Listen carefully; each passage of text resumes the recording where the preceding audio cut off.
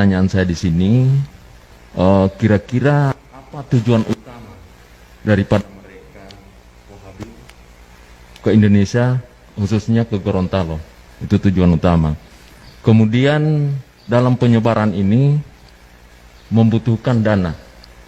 Kira-kira dananya ini dari mana saja, Pak? Terima kasih, Pak Ustadz. Kalau target mereka itu pertama, target mereka itu mereka mencari massa dengan sebanyak-banyaknya. Jadi mereka membuat taklim di mana-mana. Setelah mereka membuat taklim di mana-mana, ya, mereka sudah mulai banyak massa. Bahkan mereka kadang di kepolisian juga ada, ya, ada namanya PCS, Polri Cinta Sunnah, ya, itu organisasi mereka, Polri Cinta Sunnah.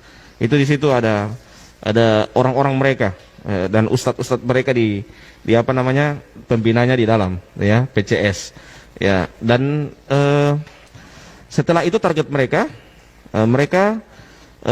masuk ke organisasi-organisasi resmi supaya dianggap legal, ya, seperti MUI, ya, mereka mulai masuk di situ.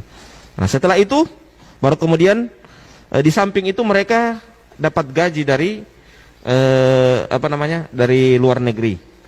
Mereka dapat gaji kurang lebih 20 juta satu bulan, ya, 20 juta satu bulan. Iya, per orang, per dai-nya mereka. Iya, jadi ada per provinsi, satu provinsi itu satu orang, ya, satu orang dapat gaji, dan itu mereka dievaluasi, ya.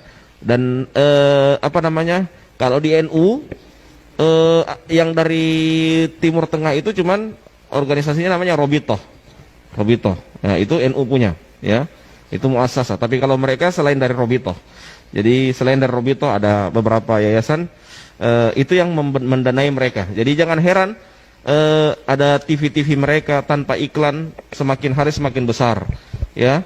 Sekolah-sekolah mereka tanpa bantuan tiba-tiba langsung besar. Dari mana dana seperti itu? Jadi mereka punya dana memang demikian. Dan sering tiap tahun kadangkala ada orang-orang yang dari luar negeri mereka undang, lihat tanah ini, lihat tanah ini, lihat tanah ini, dan itu tiba-tiba langsung ada pembangunan yang bertingkat-tingkat dan juga alat, juga kamera yang cukup besar, ya, dan lebih tinggi kualitasnya dari Indonesia, karena memang mereka sudah diberikan bantuan seperti itu. Saya kemarin ditawarkan beberapa 10 tahun yang lalu, ya, ditawarkan, bagaimana Ustadz Robi kalau antum mau kami belikan kamera dan nanti bawa ke Gorontalo untuk dakwah di sana, ya. Tapi saat itu saya bicarakan sama istri saya, sehingga istri saya tidak setuju karena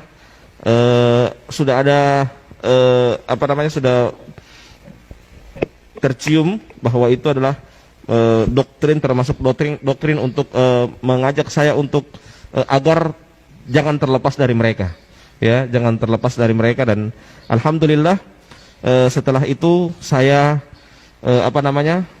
setelah itu saya dengan bertambahnya tahun saya masuk ke grup Bahsul Masail NU. Di situ mulai cakrawala saya mulai terbuka, ya. Di samping itu juga saya ketemu dengan orang-orang Gorontalo, termasuk Habib Salim, ya, diskusi, ya, termasuk juga ada teman saya yang di Jawa yang pernah juga duet sama Habib Salim, namanya Ustadz Zulfikar Harun, ya. Itu diskusi, itu kalau dengan Zulfikar Harun sampai panas telinga saya, diskusi lewat telepon 2 jam masalah itu, ya, 2 jam sampai panas telinga saya diskusi masalah ini, ya. Dan alhamdulillah lewat itu mulai saya terbuka cakrawala saya. Dan kenapa sampai saya harus langsung tegas untuk keluar? Beberapa hal yang saya dapatkan itu suatu kerancuan. Di antaranya mereka memalsukan beberapa kitab, ya. Mereka memalsukan, bayangkan, ada di situ di kitab itu bab ziarah kubrin Nabi. Mereka hapus itu kubri. Jadi bab ziarah Nabi, ya. Jadi dipalsukan kitabnya sampai demikian. Bayangkan ziarah kubur Nabi, dihapus kubrinya, ya, cuman ziarah Nabi yang ditulis. Yang mulai dari situ saya mulai, Allah, berarti ada hal yang rancu ini. Yang kedua, mereka menanamkan kebencian yang tidak disukai oleh gurunya, bukan tidak disukai oleh syariat. Jadi gurunya, jadi kayak orang-orang munafik yang kata Allah dalam Al-Quran, yastakhfuna minan nas wala yastakhfuna minallah. Ya, mereka hanya takut sama guru mereka, tapi tidak takut kepada Allah. Ya, jadi seperti itu. Harusnya kan kalau dalam Islam itu apa yang dilarang oleh Allah itu yang kita takut.